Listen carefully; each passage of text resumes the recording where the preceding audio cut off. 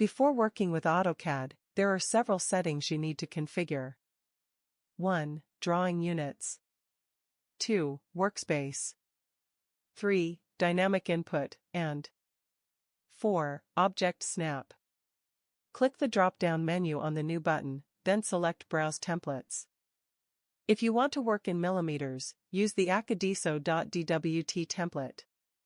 And if you want to work in inches, use the ACAD.dwt template. In this lesson, we'll use the acadiso.dwt template in millimeters.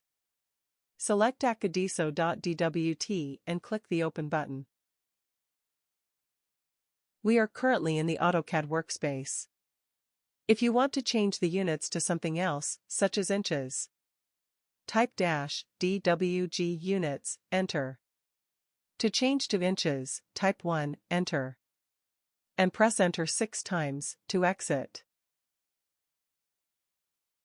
The default workspace is drafting and annotation, which only displays 2D commands on the ribbon. To display 3D commands, you can change the workspace to 3D Basic or 3D Modeling. To change the workspace, click the gear icon in the bottom right corner, and you'll see several other workspace options, including 3D Basic and 3D Modeling. Click 3D Modeling, and the ribbon will display 3D modeling commands such as Solid, Surface, Mesh, and Visualize. And in this lesson we will use the Drafting and Annotation workspace.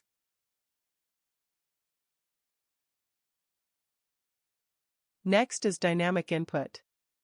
Dynamic input is a feature that brings command prompts, options, and dimension fields directly to the cursor in the drawing area, reducing reliance on the traditional command line and improving efficiency by keeping your focus near your work.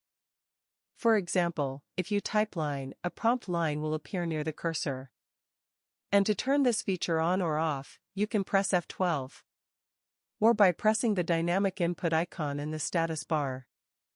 Click the 3-line icon, check Dynamic Input, to display in the status bar. Then, click the Dynamic Input icon to turn it on and off.